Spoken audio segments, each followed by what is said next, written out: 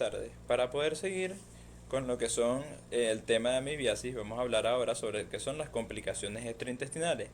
Entonces, vamos a hablar sobre un artículo de Amanda Andrade Almeida y Tailana Santana Alves, donde habla de la entomogastolítica como causa de la amisbiasis, de la Resma Julio 2020.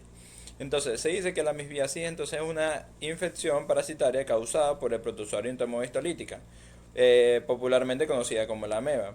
Es altamente patogénico, más comúnmente encontrada en regiones con condiciones económicas bajas. La infección puede durar años o presentar síntomas leves, graves o ser asintomática. Puede provocar lo que es la invasión en el intestino o diseminarse por vía hematógena y provocar lo que son las manifestaciones extraintestinales. Entonces, su principal forma de transmisión como es por la ingesta de alimentos y de agua contaminada. Los agentes más comunes son la entomogastolítica y la dispar. Entonces, en la investigación se tiene como objeto lo que es identificar cómo ocurre el ciclo del agente etiológico, la enfermedad y su patogenia. En la investigación tiene un carácter de revisión integradora de la literatura basada en el tema de entomogastolítica como causa de amibiasis.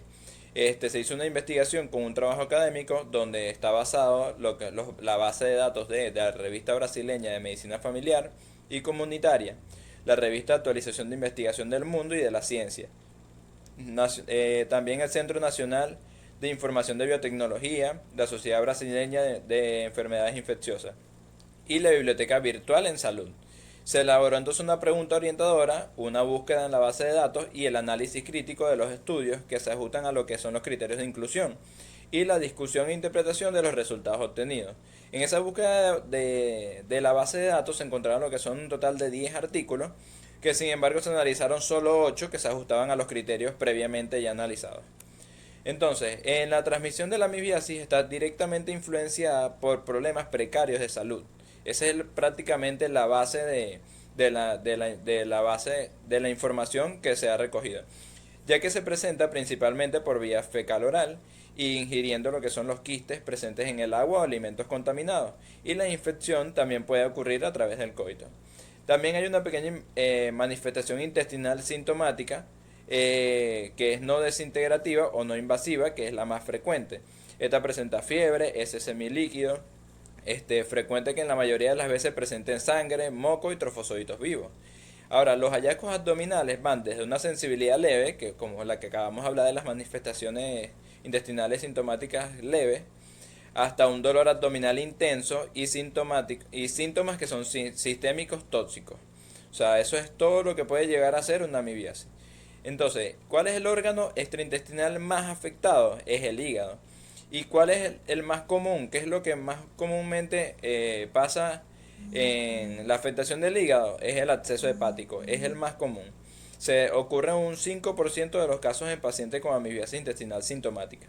Entonces, los síntomas más comunes son fiebre, dolor en la región del hígado, que es el cuadrante superior derecho del abdomen. También puede presentar náuseas, vómitos, sudoración, escalofríos, debilidad y pérdida de peso. Entonces, el absceso hepático suele ser el único en el lóbulo derecho, más común en hombres que en mujeres y es insidioso. Entonces, se puede decir que la misbiasis es causada por una entomogastolítica que se considera un importante problema de salud pública. Entonces, el ciclo cómo comienza cuando los huevos del parásito son ingeridos a través de los alimentos y el agua contaminada o contacto directo con el material fecal. Entonces, la ingestión de los huevos provoca la diarrea y la disentería, lo que son los abscesos en el hígado, lesiones cutáneas, y que su patogenicidad incluyen lo que es el dolor abdominal intenso, náuseas, vómitos, diarrea, con eliminación de sangre y mocos en las heces.